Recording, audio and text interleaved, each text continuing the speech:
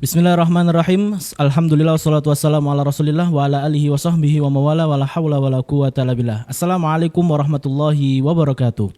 Keluarga muslim, para pemirsa, sahabat STDS dimanapun Anda berada, kembali dalam program kajian interaktif dengan tema agar anak istiqomah setelah lulus pesantren bersama Al-Ustadz Dr. Syafiq Riza Basalam MA Hafizallahu Ta'ala. Dan Alhamdulillah beliau di sore hari ini telah hadir bersama kita untuk menyampaikan materi terkait agar anak istiqomah setelah lulus pesantren. Dan tak lupa keluarga muslim, sahabat SCDS dimanapun Anda berada, kami mengajak Anda semuanya untuk bergabung bersama kami karena pendaftaran mahasiswa baru masih dibuka. Silahkan Anda dapat mengunjungi www.pmb.stds.com dan dapatkan potongan Rp50.000 untuk program studi HKI dan juga I'dad Lughawi, serta potongan pendaftaran sebesar Rp200.000 untuk program studi hadis dengan cara mengisi kuesioner yang nanti akan dibagikan di kolom obrolan.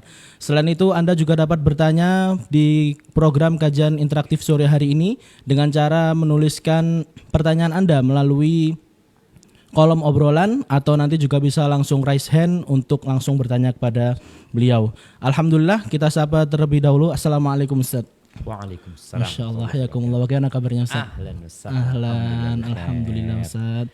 Ustaz, Gimana kabarnya? insya Allah di sore hari ini kita akan membahas sebuah tema yang sangat menarik Ustaz, yang cukup menarik, yaitu agar anak istiqomah setelah lulus pesantren Ustaz ya. Dan setelah lulus pesantren. nah Ustaz, Bukan setelah lulus SMA ya. setelah lulus pesantren Ustaz. Nah, karena kan ini insya Allah kalau misalnya saat ini kan ada anak-anak yang masuk pesantren mulai dari SMP, kemudian juga ada yang melanjutkan ke SMA, sehingga 6 tahun di pesantren itu pasti ya merasakan gundah gulana di hatinya Ustaz. Nah, ini agaknya tema sore hari ini cukup menarik insya Allah Ustaz. Kita mulai dari pembahasan kita yang pertama ini Ustaz, mengenai menumbuhkan kesadaran anak dalam beragama. Nah, ini bagaimana cara orang tua untuk menumbuhkan rasa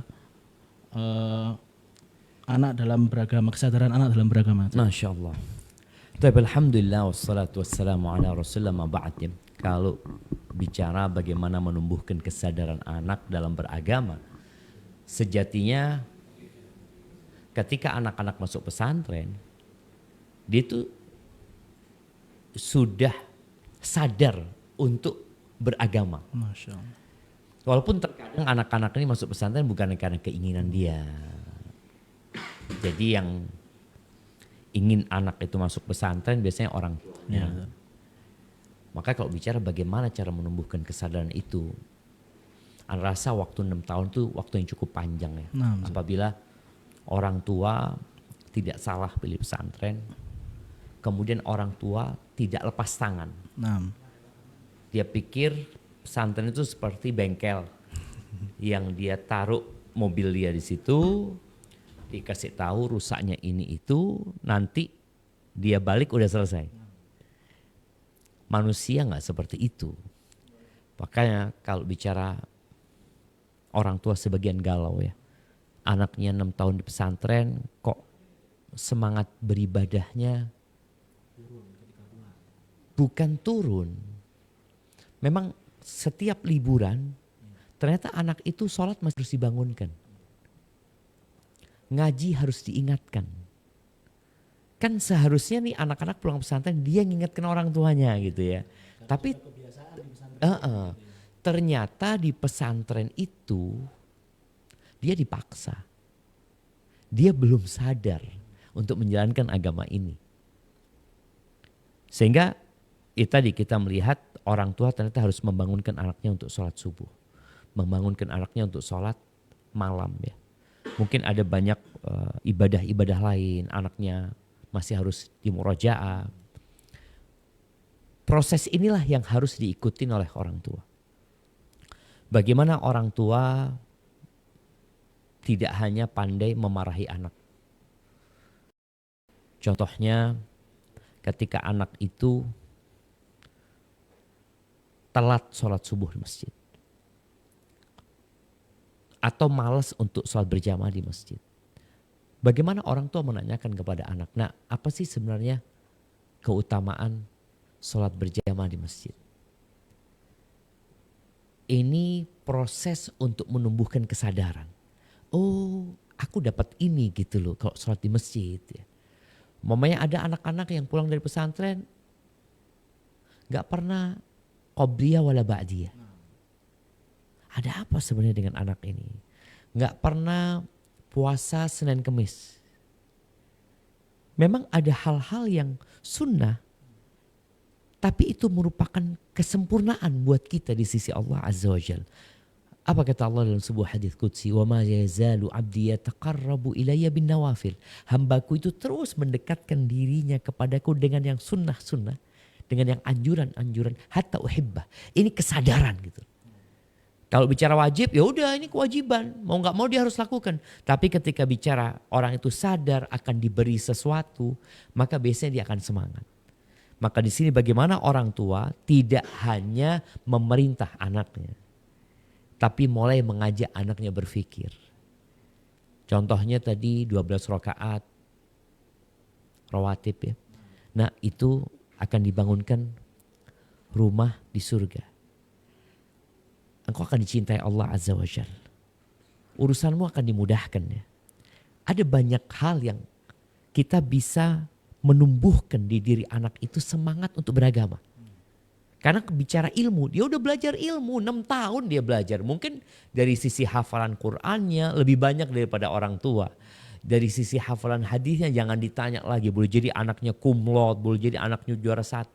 Tapi ternyata itu hanya nilai di kertas. Itu hanya hafalan di otaknya. Tapi sadar untuk menjalankan, ini penting orang tua untuk menumbuhkannya. Walaupun dia di pesantren. Yang kedua, buat para orang tua jangan berhenti berdoa. Bagaimana Nabi Ibrahim alaihissalam ketika beliau belum punya anak, doanya minta anak kan. Rabbi habli minas solihin, Rabbi habli minas solihin. Ketika dikasih anak, doanya berubah. Selalu dalam doanya itu disisipkan permohonan buat anaknya. Contohnya wajunubni wabani an na'budal asnam. Ya Allah hindarkan aku dan anak keturunanku dari menyembah berhala. Wa rabbi ij'alni muqimas shalah. Ya Allah jadikan aku orang yang mendirikan salat. Wa min dzurriyyati. Dan dari anak keturunanku Rabbana wa taqabbal du'a. Artinya orang tua nih maksa minta sama Allah. Oke, dia sudah berusaha memasukkan ke pesantren. Dia berusaha tadi untuk mengingatkan anak dengan fadilah-fadilah agama itu sendiri. Karena sebagian orang berpikir, oh agama itu memberatkan. Agama itu susah, aku capek di pondok, disuruh ini itu. Bagaimana dia menjalankan agama ini tanpa paksaan? Maka disampaikan bosnya, agama ini sebenarnya kalau engkau amal, bukan bapak yang dapat manfaat, bukan ibu yang dapat manfaat, engkau sendiri. Karena banyak di antara mereka berpikir, ya Allah enaknya orang yang tidak di pesantren, bebas berbuat apa saja, mengikuti syahwatnya seperti itu. Padahal mengikuti syahwat itu ya terakhir akan sengsara. Maka orang tua selain berusaha, hendaklah dia berusaha untuk ya berdoa memohon kepada Allah Azza wa Jalla. Ada banyak doa-doa buat diri dan buat anak-anak seperti yang Allah sebutkan di surat Al-Furqan ya.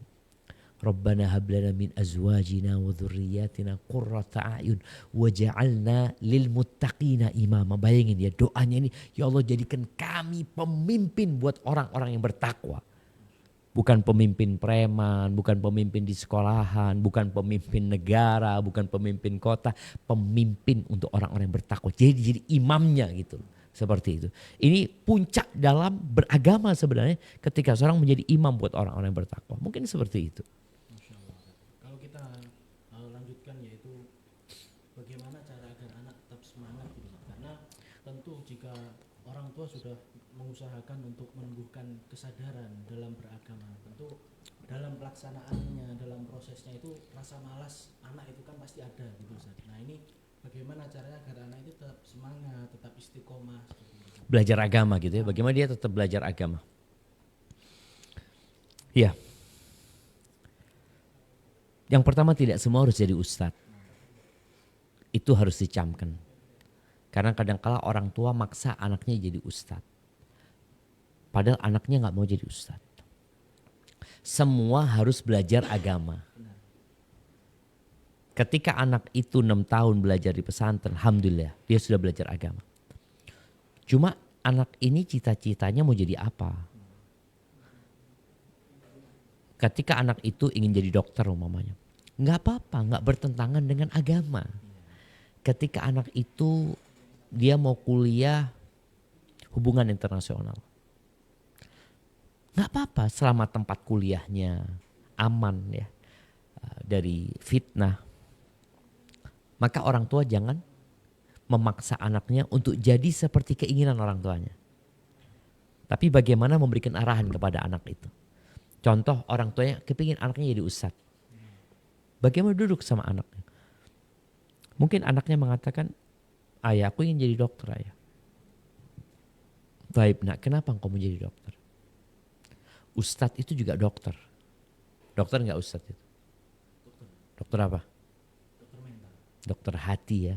Dokter hati, dokter mental ustadz itu. Makanya kalau dilihat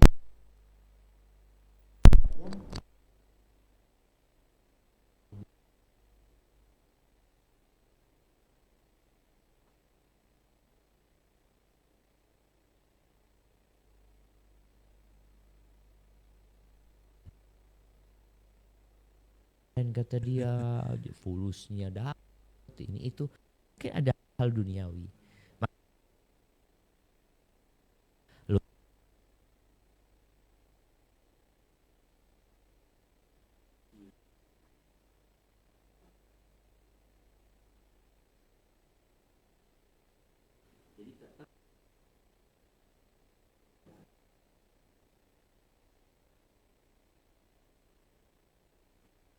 Dia di sini orang tua pesan nggak apa-apa nak, tapi ayah atau bunda pesan engkau tetap belajar agama, engkau tetap datang kajian, engkau berada di kampus, engkau harus ikut aktif di kegiatan-kegiatan keagamaan di sana ya.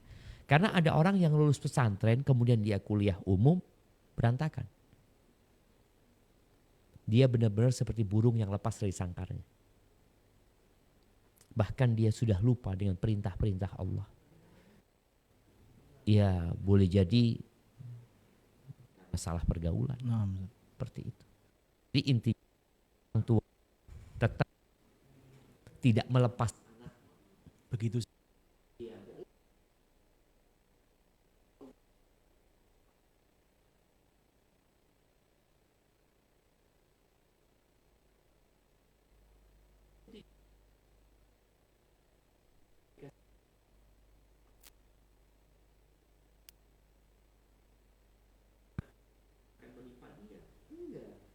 Jadi dia dijaga gitu ya. Setelah itu ya udah terserah nanti mau gimana. Mungkin diperhatikan oleh orang tua dan sekali kewajiban.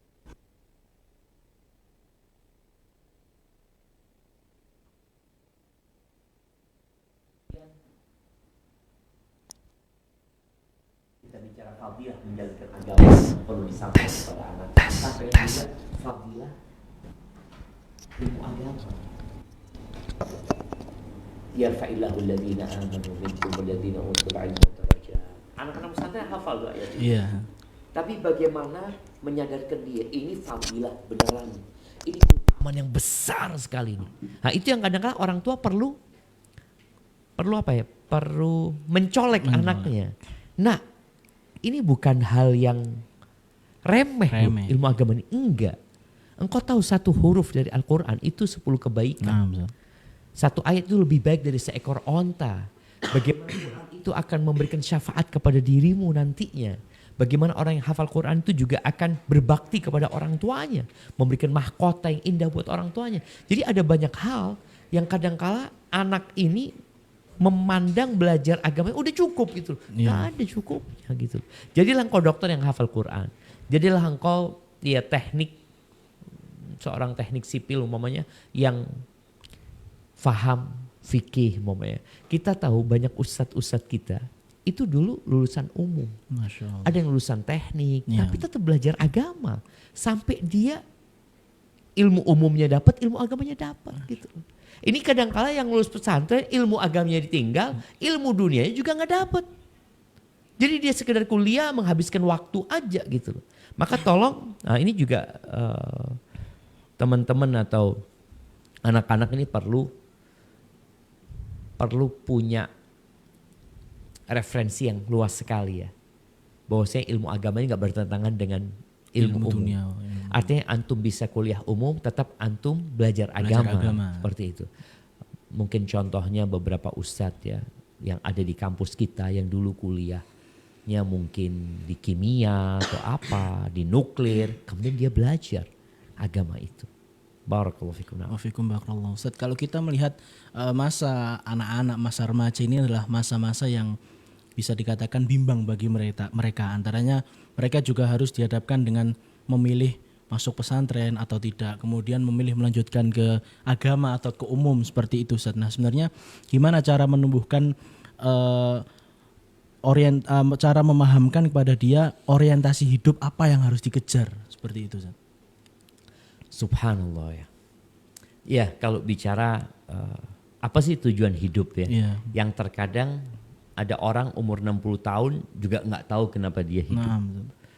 Kesian, udah telat gitu Udah ya. terlambat. Udah terlambat, tapi nggak ada kata terlambat sebenarnya. Benar. Karena selama hayat masih dikandung badan, betul. selama ruh belum keluar dari kerongkongannya, masih ada kesempatan untuk memperbaiki. Adapun buat anak-anak yang lulus pesantren atau buat anak-anak secara umumnya, anak-anak SMA umpamanya, yang terkadang dia berpikir, aku ini masih anak-anak gitu. Nah, betul. Aku ini masih anak-anak. Padahal dalam agama kita, dan kita tahu agama yang benar cuma Islam ya, umur manusia itu ada dua. Sebelum baligh dan sesudah baligh. Jadi ketika anak itu belum baligh, biasanya kita menanamkan kepada dia dengan talqin tentang tujuan hidup. Nah, Dia masih kecil, dia masih belum bisa diajak ngobrol. Tapi ada yang sudah mulai faham dengan omongan. Maka orang tua bagaimana mengajak anak umpamanya ke kuburan. Kita lihat nak, ini loh. Ini kuburannya mantan Bupati Jember, kalau Jember ya. Ini kuburannya mantan apalah, orang-orang penting di Jember. Orang-orang penting Jember. Ini orang paling kaya di Jember, lihat nak, loh. Jadi anak itu berpikir, ternyata semuanya mati ayah ya. Iya nak. Semua akan meninggalkan dunia ini. nah, betul. Kita gak lama hidup di dunia ini. Mau sebanyak apapun harta yang dimiliki, mau setinggi apapun jabatan yang dia punya, tetap akhirnya kayak gini. Nah, Ini dalam rangka orang tua tadi menumbuhkan, kau kenapa hidup sebenarnya? Dan sampaikan kepada dia akan ada kehidupan selanjutnya. Kehidupan yang indah, yang tidak ada luka, tidak ada duka, tidak ada kesusahan di sana. Maka di sini tugas orang tua, kalau anak itu masuk pesantren mungkin dia udah dapat di sana. iya benar. Udah dapat pendidikan dari sekolahnya ya. Tapi kadangkala pendidikan itu setelah dia lulus lupa. Istri-istri Nabi. Bayangin ya bagaimana istri-istri Nabi ini hidup bersama Nabi alaihissalatu bertahun-tahun. Mereka mendengarkan ayat-ayat Allah. Mereka mendengarkan hadis-hadis Nabi Muhammad SAW. Tapi karena dunia ini menggoda, kadangkala silau dengan kemewahan dunia. Dan itu terjadi dengan istri-istri Nabi. Bagaimana dengan anak-anak kita? Ya jangan bicara anak kita, kita pun para ustadz, para orang tua, kadangkala orientasi hidupnya nggak jelas juga. Anak itu ngeliat ini orang tua mau kemana sih? Maka kalau orang tua jalan hidupnya nggak jelas, gimana mau memahamkan kepada anaknya? Sedangkan orang tua ini role modelnya anak, ini loh bapakku, gitu, ini loh ibuku seperti itu. Kembali kepada cerita istri-istri Nabi. Kira-kira di tahun ke-9 Hijriah. Kota Madinah. Nabi SAW pernah mendiamkan istri-istrinya. 9 istrinya ditinggal. Tidak didatengin. Nabi tinggal di sebuah rumah singgah mungkin di dalam kebun. Setelah 1 bulan penuh, 29 hari waktu itu, Nabi datang ke rumah istri-istri. Ternyata Nabi ingin menanamkan kepada mereka tentang visi misi hidup yang benar. Turun firman Allah ya di surat Al-Ahzab ayat 28-29. Allah mengatakan, ya ayuhan nabi, wahai nabi, qul li azwajika, katakan kepada istri-istrimu, in kuntunna turidnal hayatad dunya wa zinataha fata'alaina umatti'kunna wa usrihkunna sarahan jamila. Kalau ambisi kalian, kalau yang kalian cari dalam kehidupan dunia adalah kemewahan dunia, perhiasan dunia, kelezatan dunia, kenyamanan dunia. Kata Nabi SAW, fata'alaina, kalian kemari. Aku akan kasih mut'ah.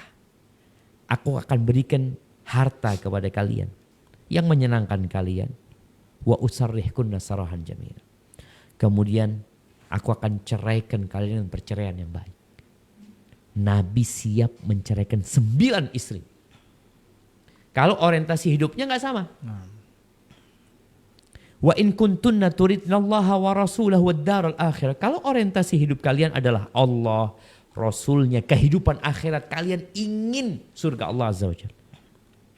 Fa innallaha adda lil muhsinati minkunna ajran azima.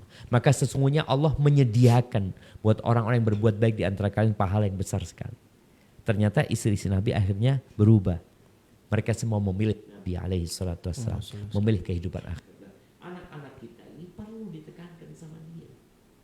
Bahwa hidup ini sejatinya untuk mengabdi kepada Allah Azza wa Jalla. Wa ma khalaqtul jinna wal insa illa liya'budun. Tidaklah aku ciptakan bangsa jin dan manusia kecuali untuk beribadah kepadaku. Urusan rizki, wallah sebelum anak itu lahir, bahkan 50.000 tahun sebelum penciptaan langit udah ditulis. Allah yang kasih rizki. Makanya ketika Allah menyuruh orang tua agar perhatian dengan anak-anakmu, wa'mur ahlaka bis-salati wastabir 'alaiha. Suruh keluargamu mendirikan salat. Ini perintah dari Allah agar orang tua ini jangan anaknya dibiarin. Anak-anak kalau sudah lulus pesantren udah pasrah gitu. Dia mau sholat nggak sholat dan enggak, tetap disuruh sholat. Nabi alaihissalam masih nyuruh putrinya sholat, tapi bukan sholat wajib, sholat sunnah sudah dikatakan udah naik nih. Suruh mereka sholat. Wastabir 'alaiha. Allah sabar. Ini buat orang tua juga. Perlu kesabaran plus bukan wasbir tapi wastabir. Apa kata Allah? La nas'aluka rizqa. Kami enggak meminta kepadamu rizki. Enggak. Nahnu narzuquk. Kami ngasih rizki. Maka di sini ketika anak itu bingung masalah rizki itu, engkau aman gitu. Masa orang ini dijamin rizkinya tapi masih bingung? Berarti dia nggak percaya. Wal aqibatu littaqwa, dan akibat yang baik itu buat ketakwaan kepada Allah Azza wa Jalla. Maka buat para orang tua tadi, ajak anaknya ziarah kubur ya, ajak anaknya datang ke tempat-tempat bencana. Supaya mereka tahu nih, kita lihat momen ada gempa, ada satu kampung yang hancur, supaya anak itu lihat tuh, nggak ada harganya itu rumah, nggak ada harganya itu mobil. Melihat sekarang mungkin bisa jadi nonton di televisi, nonton di handphone, lihat kejadian-kejadian seperti itu, agar tumbuh ya Allah ya, bagaimana mobil-mobil mewah ini nggak ada harganya, seperti itu yang perlu ditumbuhkan oleh.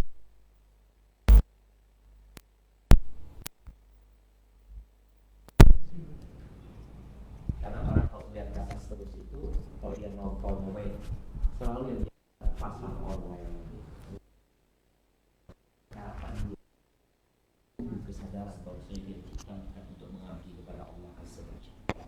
Ini mungkin beberapa cara untuk menumbuhkan kesadaran bahwa hidup untuk mengabdi kepada Allah Azza wa Jalla dan bukan untuk bersenang-senang. Mau muslim mau itu sepakat. La yudraku binna, bahwa kenikmatan itu tidak dapat diraih dengan kenikmatan, nggak bisa. Artinya kita lihat orang-orang yang sukses di dunia ini, umpamanya dalam urusan dunia jadi orang kaya, umpamanya contohnya siapa sekarang orang terkaya? CEO misalnya. Bill Gates, Elon Musk, seperti itu ya. Ini orang terkaya. Kau lihat, apakah dia tiduran aja untuk menjadi kaya?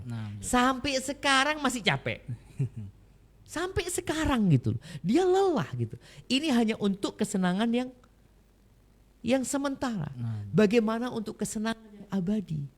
Makanya waman athara raha fatathur raha. Orang yang lebih milih hidup santai, bermain-main, jalan-jalan. Kadang-kadang kan anak kalau pesantren, udah anak mau senang-senang loh. Engkau kalau senang-senang sekarang, nanti waktu bersenang-senang engkau susah. Nah, Ustaz. Itu mungkin yang perlu diberikan orang tua kepada anak-anaknya. Dan anak-anak pun diajak ngelihat tentang orang-orang sukses tuh. Ternyata mereka susah payah gitu loh mendapatkan kesuksesan itu. Padahal kesuksesan tadi cuma sementara. Nggak ada lah. Kita lihat para ulama terdahulu ya. Imam Bukhari memang tidur-tiduran dapat hadis sampai ngarang Sahih Bukhari ya. Seperti itu. Masya Allah. Kalau kita melihat perkembangan zaman saat ini Ustaz, di mana teknologi terus berkembang seperti itu Ustaz. Sehingga para anak-anak, para remaja ini ya hampir lah semua kebanyakan dari mereka pasti mempunyai yang namanya handphone itu Ustaz. Nah, bagaimana cara atau peran orang tua dalam agar anak ini bijak seperti itu Ustaz, dalam menggunakan handphone, karena kalau anak bermain handphone terus, bahkan semua pun yang bermain handphone terus-terusan pasti tidak baik seperti itu Ustaz. Nah, ini bagaimana cara agar anak tersebut bisa bijak dalam menggunakan handphone Ustaz? Iya.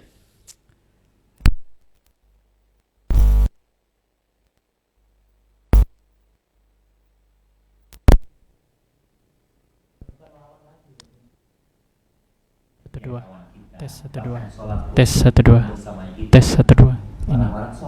ini kau usah Syafiq. Tidur pun bawa handphone. Tes 1 2. Mungkin ke kamar mandi pun dibawa dia. Kemana-mana dia bawa itu handphone.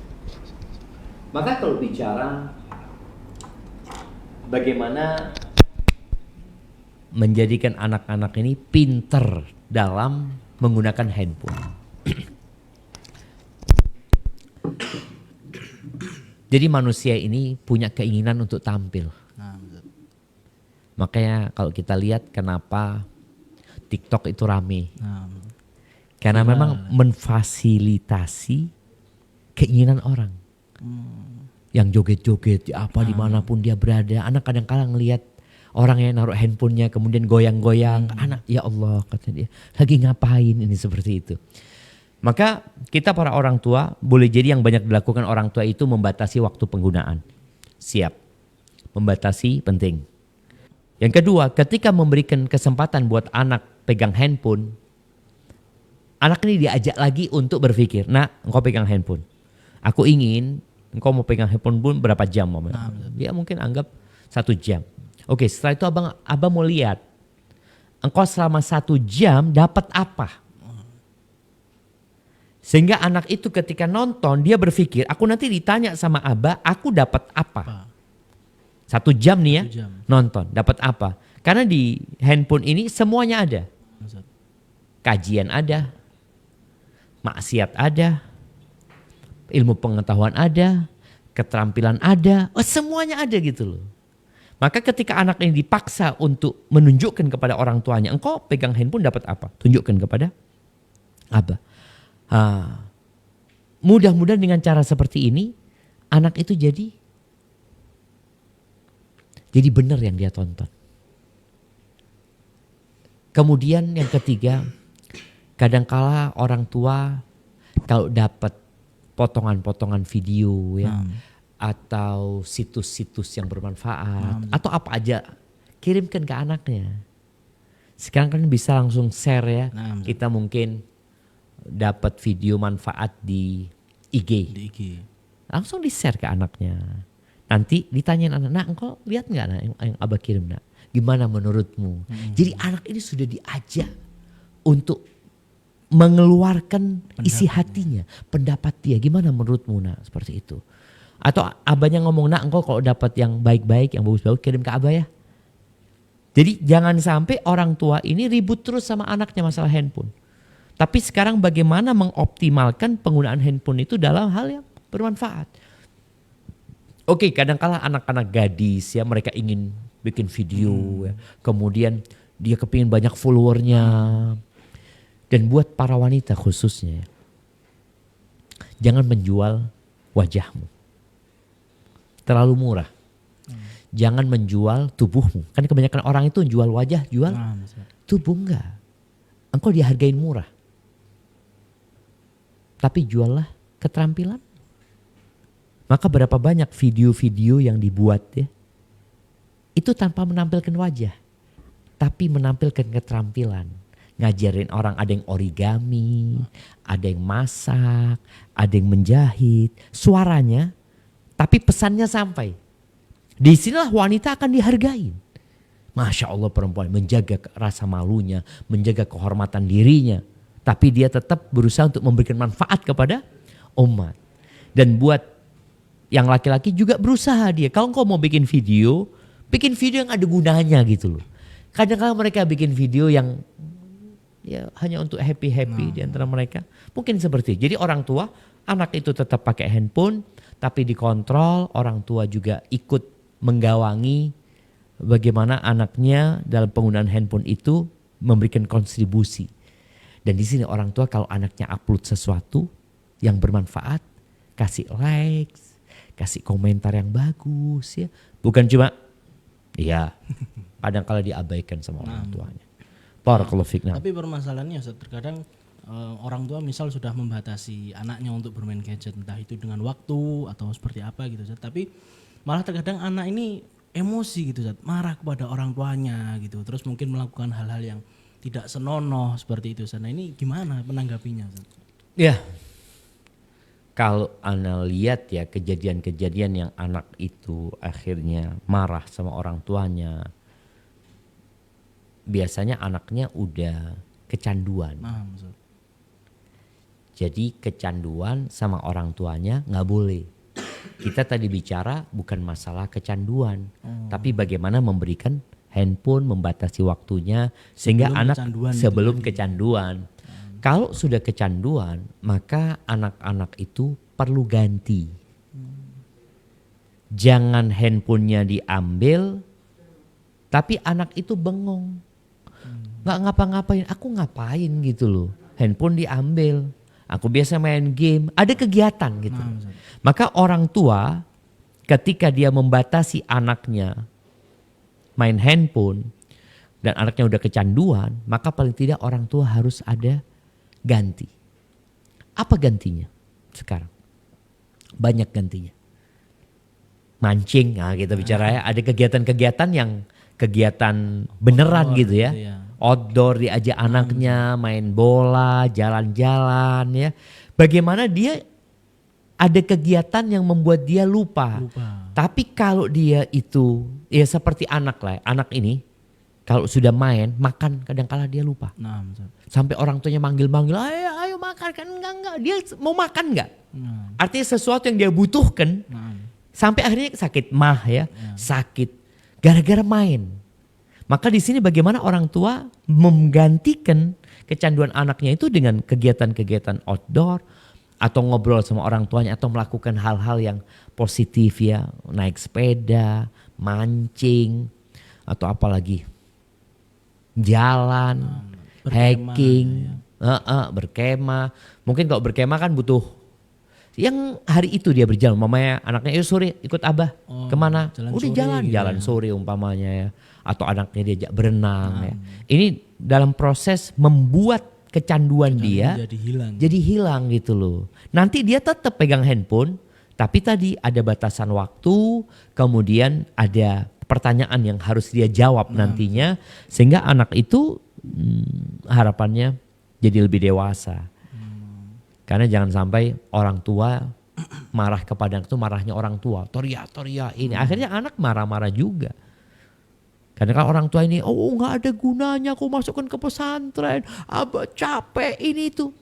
Apakah kemudian anaknya berubah dengan ucapan itu? Enggak gitu loh. Maka orang tua harus lebih bijak. Marahlah dengan marah orang dewasa, duduk bersama anaknya, kemudian berikan solusi untuk permasalahan yang dihadapi oleh anaknya. Anaknya, ya namanya orang sakit ya. Orang sakit itu bukan dimarahin, tapi diobatin. Barakallahu fikum. Nah. Alhamdulillah kita tadi sudah membahas dari anak-anak, kemudian juga remaja gitu Ustaz. Nah sekarang kalau kita membahas mahasiswa, mahasiswa yang ya secara pikiran sudah dikatakan matang, sudah bisa memutuskan hal-hal, keputusan-keputusan bisa diputuskan sendiri seperti itu. Tapi bagaimana sebenarnya cara menjaga pergaulan para mahasiswa-mahasiswa ini, Ustaz? Apa peran orang tua yang bisa dilakukan terhadap para mahasiswa-mahasiswa ini, Ustaz? Allahu Akbar ya. As-sahibu sahib ya. Kawan itu akan menarik. Nah, Ustaz. Baik menarik kepada kebaikan atau kepada keburukan. Nah, Ustaz. Jadi kalau bicara bagaimana peran orang tua atau bagaimana mahasiswa itu sendiri ya, para penuntut ilmu ini dalam memilih kawan. Ya, yang kita bicarakan dari awal tadi, kesadaran beragama, kesadaran menuntut ilmu ya, seharusnya mengantarkan dia untuk tidak salah pilih kawan. Kenapa? Ketika seorang salah pilih kawan, maka fatal akibatnya ya. Kalau kita bicara fatal, bagaimana Allah menceritakan tentang seorang yang salah pilih kawan, kemudian dia masuk neraka lalu mengatakan, ya wailata laitani lam attakhid fulanan khalila. Dia mengatakan, andai kata aku tidak menjadikan fulan sebagai kawanku, sebagai sahabatku ya. Dia mengatakan itu, tapi udah gak ada gunanya karena dia sudah meninggalkan dunia ini. Maka mumpung masih hidup, yang pertama seorang itu hendaklah memikirkan keselamatan dirinya. Di mana-mana selalu utamakan keselamatan, bukan utamakan kesenangan. Ketika seorang mengutamakan keselamatan, maka dia akan berpikir, aku kok berkawan sama fulan, seneng apa selamat? Kalau dapat seneng tapi nggak selamat, buat apa? Karena banyak orang yang mendapatkan kesenangan tapi pada akhirnya dia menderita nantinya. Seperti orang-orang, seperti anak-anak ya yang makan permen, dia seneng. Tapi nanti malam dia akan menangis karena sakit gigi. Nanti malam dia akan menangis karena batuk ya. Ini kalau bicara kesenangan tadi, ada orang-orang yang mendapatkan kesenangan tapi nggak selamat. Maka bagaimana ya untuk para mahasiswa, untuk para pemuda, untuk siapa saja yang sudah baligh, jangan salah pilih kawan. Petani itu ketika dia tanam padi umpamanya, kemudian tahu-tahu ada beberapa padi yang menguning sebelum waktunya. Apa yang dilakukan petani itu? Dicabut itu, dibuang, diganti dengan bibit yang hijau. Kenapa? Kalau tidak yang lain akan menguning dan rusak nantinya. Buah anggur. Kalau ada satu yang busuk dan dibiarkan, maka yang di sekitarnya akan ikut membusuk. Padahal cuma satu yang busuk awalnya. Maka hendaklah semua berpikir keselamatan dirinya. Adapun orang tua, ya orang tua yang memasukkan anaknya kuliah umpamanya, yang kadang-kala anak-anak itu di kos-kosan ya. Kayak di STD ini banyak yang di kos-kosan anak lihat. Banyak yang ngontrak. Sekali-kali nasihat anak, orang tua datang. Orang tua datang ngomong sama anaknya, nah Abah mau tasyakuran. Undang teman-temanmu untuk makan bersama. Ketika datang makan bersama, orang tuanya kelihatan kan wajah-wajahnya, yang wajah maling, wajah orang taat, wajah kelihatan. Di sini orang tua melihat, nak kayaknya engkau salah berkawan. Nak. Maka orang tua memberikan arahan kepada anaknya. Ya ini bukan masalah yang remeh ya. Orang itu kalau ingin selamat, ya jangan sampai salah pilih kawan. Itu mungkin bisa dilakukan orang tua, memberikan arahan. Kadang-kala orang tua bukan hanya memberikan arahan, malah mencarikan teman. Umpamanya kayak di STDI. Abahnya ini punya sohib anak sohibnya punya anak di STDI juga. Datang tuh. Fulan kok ini ada sohibnya abah nih, anaknya di sini. Kalau bisa kok kos-kosan satu kamar seperti itu ya, atau satu rumah kontrakan. Karena kalau satu rumah kontrakan itu malas sholat ke masjid, ya semuanya nggak akan ke masjid. Tapi kalau semuanya semangat di masjid, ada satu yang ketiduran dibangunin seperti itu. Itu mungkin perlu dilakukan orang tua ya. Barakallahu fikum.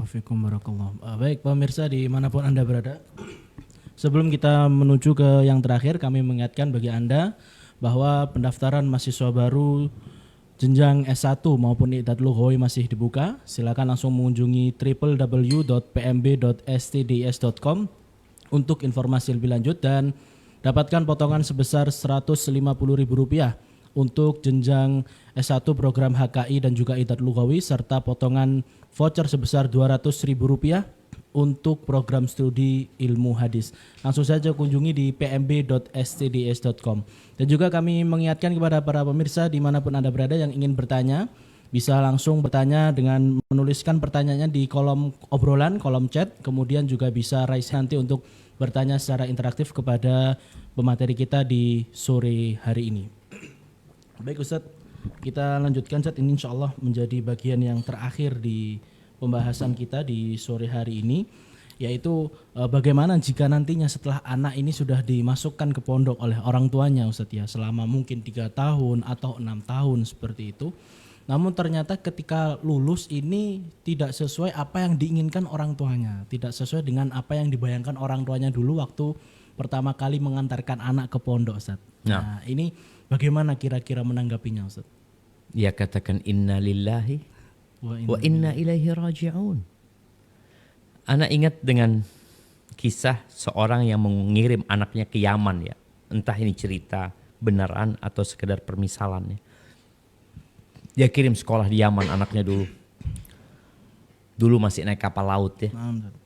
Setelah bertahun-tahun anaknya pulang. Ditunggu di pelabuhan, entah di pelabuhan Priok atau Perak. Sang abah menunggu anaknya, karena kan kirim surat anaknya akan pulang tanggal sekian ya, naik kapal ini, maka ditunggu. Turun anaknya dari kapal ini, lihat tangga itu. Ternyata tidak sesuai dengan ekspektasi orang tuanya. Apa kata bapaknya? Dhonantu dhonnan, fakhaba dhonni. Dhonantu syaikhan, faja'a mughanni. Kata dia. Aku mengira dengan perkiraan yang begitu baik, ternyata persangkaanku salah, mengecewakan. Aku mengira anakku pulang akan jadi syekh. Ternyata dia pulang jadi penyanyi. Apa penyebabnya? Wallahu a'lam, tadi boleh jadi karena salah berkawan ya ketika di pesantren, atau boleh jadi karena orang tua modelnya ya tidak pernah dievaluasi tentang pendidikan anaknya di pesantren tersebut. Yang penting orang tua kirim fulus, nggak pernah tanya ini dan itu kepada ustadznya, tidak pernah mengikuti perkembangan akademiknya. Maka di sini para orang tua ketika terjadi yang tidak diinginkan, maka katakan innalillahi wa inna ilaihi raji'un. Kemudian berusahalah untuk beristighfar, memohon ampun kepada Allah Azza wa Jalla. Boleh jadi karena ada kesalahan dari pihak orang tua ya. Karena sebagian menyalahkan pesantrennya, menyalahkan sekolah. Enggak. Kalau ternyata dari 10 lulusan itu semua baik kecuali anakmu, berarti ada masalah di anakmu. Karena ada orang tuh yang mengatakan, anakku ini kok nggak hafal Quran, kata dia. Loh, kenapa anakmu nggak hafal Quran, yang lainnya hafal Quran?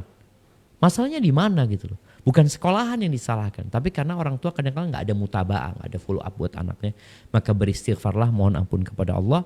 Kalau ternyata memang orang tua sudah maksimal, tapi takdirnya seperti itu, ya dia bersabar dan tetap memperbaiki anaknya.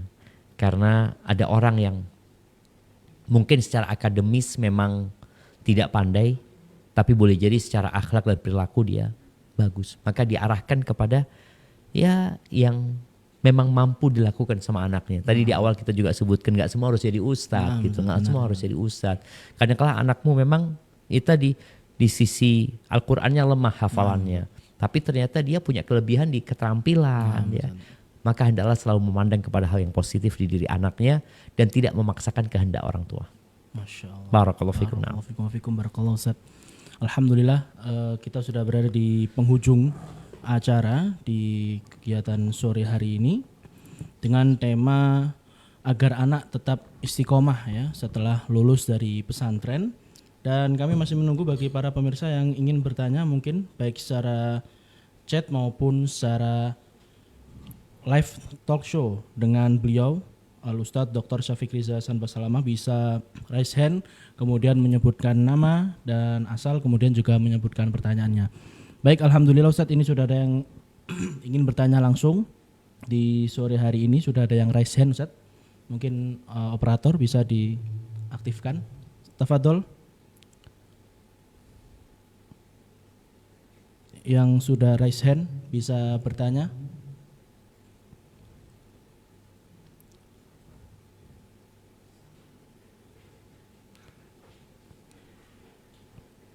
Baik, silakan.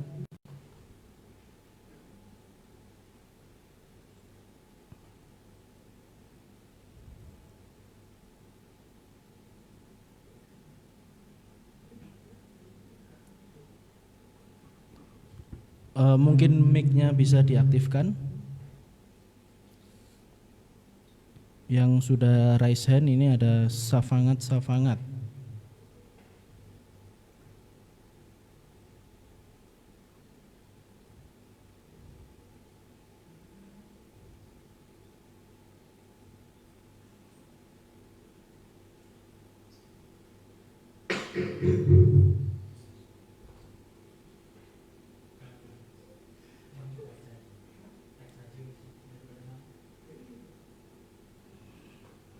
Baik. Coba kita alihkan ke penanya berikutnya. Ini ada Novi Arabiantari. Silakan pertanyaannya. Waalaikumsalam warahmatullahi wabarakatuh.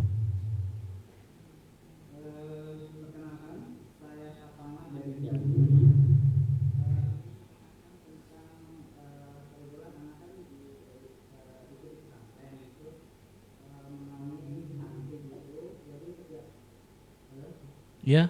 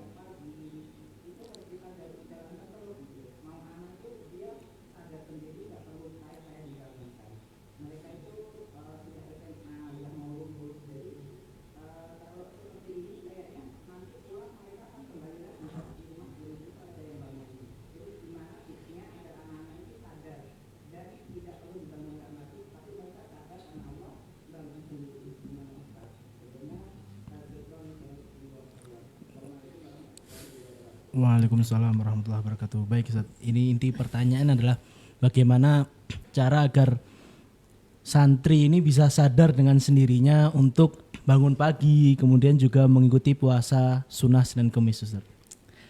Iya, ya tadi udah kita sampaikan ya bagaimana memahamkan tentang keutamaan, tentang sebuah fadilah kepada anak-anak kita ya, kepada anak-anak didik kita. Kemudian yang kedua, terus terang anak pun sampai sekarang masih perlu dibangunkan. Dengan cara apa anak dibangunkan? Dengan alarm. Mungkin anak bangun pas adzan, anak kepingin bangun sebelum adzan ya. Bagaimana anak itu tadi, engkau perlu sholat malam loh. Sholat malam itu akan mengangkat derajatmu. Sholat malam itu adalah kemuliaan seorang muslim. Engkau perlu mohon sama Allah, engkau punya banyak permasalahan, engkau punya banyak keinginan. Nah ini waktu untuk memohon kepada Allah Azza wa Jalla. Sehingga anak itu dibangunkan sebelum subuh umpamanya. Sehingga ketika menjadi kebiasaan dia bangun sebelum subuh, mudah-mudahan nanti akan terbiasa bangun. Tapi ada masalah yang sebelumnya, yaitu masalah bagaimana jangan terlalu malam tidurnya.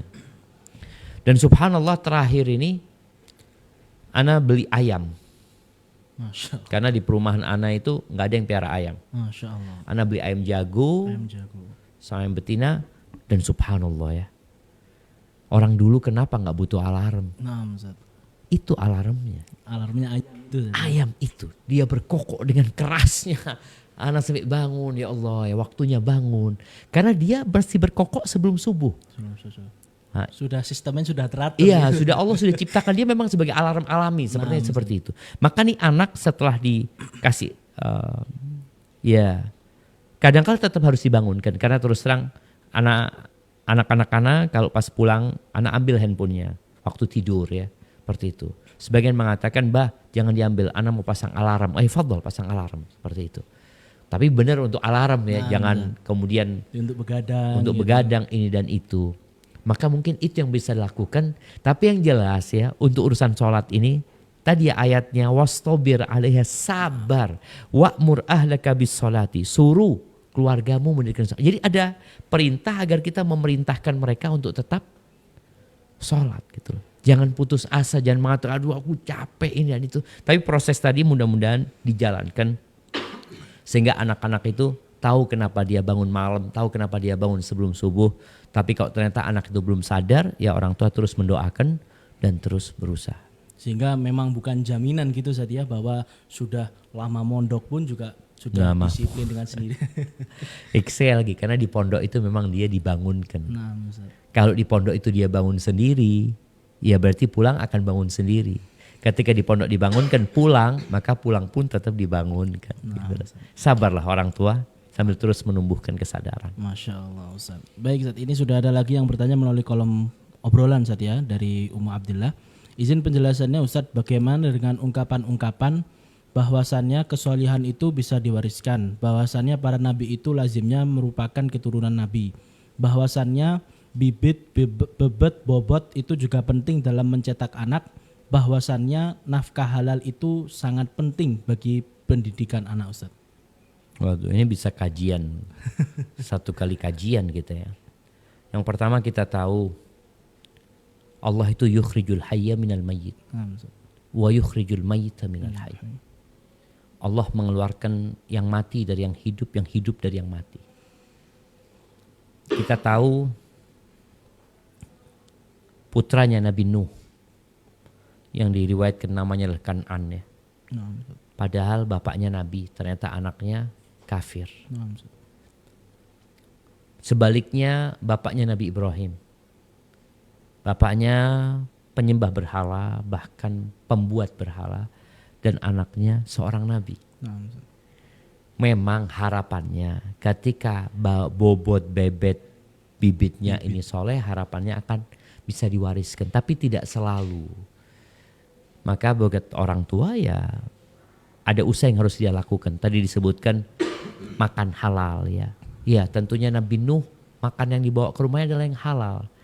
Tapi memang pengaruh istri, pengaruh ibu juga besar sekali kepada kehidupan anaknya. Mungkin seperti itu. Wallahu a'lam bishawab. Masya Allah, alhamdulillah. Mungkin itu tadi bisa menjawab pertanyaan dari Ummu Abdillah terkait dengan ungkapan-ungkapan yang sebelumnya telah disampaikan oleh Ummu Abdillah. Dan alhamdulillah kita setelah berada di sesi akhir dari kajian interaktif di sore hari ini, mungkin ada closing statement Ustaz yang ingin diberikan kepada pemirsa sekalian. Ya, buat semuanya, jangan pernah berhenti berdoa. Kita itu hanya berusaha. Kita menjalankan syariatnya, lalu kita memohon kepada Allah Azza wa Jalla. Berapa banyak orang yang menanam berharap hasil panennya bagus, tapi ternyata Allah kirimkan hama. Maka jangan pernah berhenti berdoa dan bertawakal kepada Allah Azza wa Jalla dalam pendidikan anak-anak kita. Terus tambah ketaatanmu, tambah amal solehmu. Semoga Allah menjaga anak-anak kita nantinya. Barakallahu fikum. Wafikum barakallahu, jazakumullahu khairan katsiran Ustaz. Waktunya dan penjelasannya di sore hari ini semoga dapat memberikan manfaat untuk pemirsa sekalian di rumah. Barakallahu fikum. Baik para pemirsa dimanapun Anda berada, alhamdulillah itu tadi kajian interaktif kami bersama Al-Ustadz Dr. Syafiq Riza Sanbasalama MA Hafizullah Ta'ala dengan tema agar anak istiqomah setelah lulus pesantren. Dan alhamdulillah insyaAllah semuanya sudah disampaikan materinya secara gamblang, secara jelas. Dan tak lupa kami mengajak keluarga muslim, sahabat SCDS dimanapun Anda berada untuk bergabung bersama kami karena pendaftaran mahasiswa baru masih dibuka. Silahkan dapat mengunjungi langsung www.pmb.scds.com dan dapatkan potongan sebesar Rp150.000 untuk jenjang I'dad Lughawi serta prodi hukum keluarga Islam, dan potongan pendaftaran sebesar Rp200.000 untuk jenjang ilmu hadis dengan cara mengisi kuesioner yang telah dibagikan sebelumnya di kolom obrolan Zoom. Dan tak lupa kami mengingatkan, insya Allah akan ada talk show kembali bersama Al-Ustadz Dr. Muhammad Arifin Badri Hafizullah Ta'ala tentang sejarah SCD Imam Syafi'i Jember yang mengusung tema tak kenal maka tak sayang. Dan insya Allah juga akan ada voucher pendaftaran sebesar Rp150.000 dan juga Rp200.000 bagi yang terpilih dan yang mengisi formulir. Dan akhirnya Ikan Harsa Putra mewakili seluruh kru yang bertugas di sore hari ini mengucapkan pamit undur diri dari hadapan Anda. Mudah-mudahan kajian interaktif di sore hari ini dapat memberikan manfaat kepada seluruh pemirsa, lebih-lebih kepada kami pribadi khususnya. Mari kita tutup kajian interaktif di sore hari ini dengan doa kafaratul majelis. Subhanakallahumma rabbana bihamdika asyhadu an la ilaha illa anta astaghfiruka wa atubu ilaik. Jazakumullahu khairan katsiran Ustaz sekali lagi atas waktunya. Wassalamualaikum warahmatullahi wabarakatuh. Waalaikumsalam warahmatullahi wabarakatuh.